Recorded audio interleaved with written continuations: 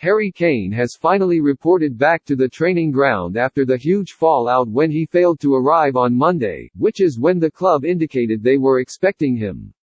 The England captain, wanted by Manchester City, who have had a £100 million bid rejected, will complete his 5-day quarantine period after returning from the Bahamas via the USA at the Spurs Lodge accommodation block, which is on site, so he can at least train on his own on Saturday.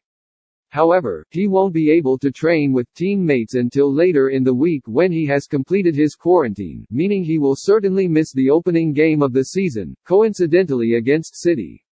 Spurs Lodge is hotel-like accommodation at the training ground where players have individualized rooms, which is where Kane is now staying. He will be able to train alone over the next 5 days, while the rest of the squad train at different times.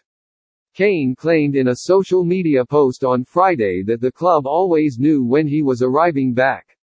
All other international player had reported back on Monday, but no other Spurs player had played through to the Euro 2020 final, as Kane did, which was only 4 weeks ago and which is why Kane understood his return date was delayed.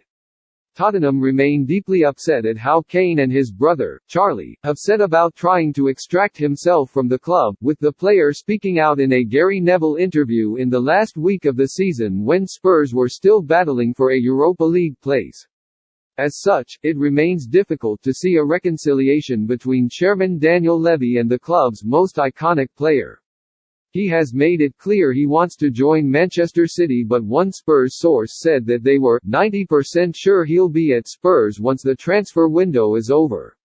However, it remains to be seen how Levy and the club will react if City get closer to £150 million, though the longer they leave the next bid, the less likely Spurs are to be able to get a replacement striker.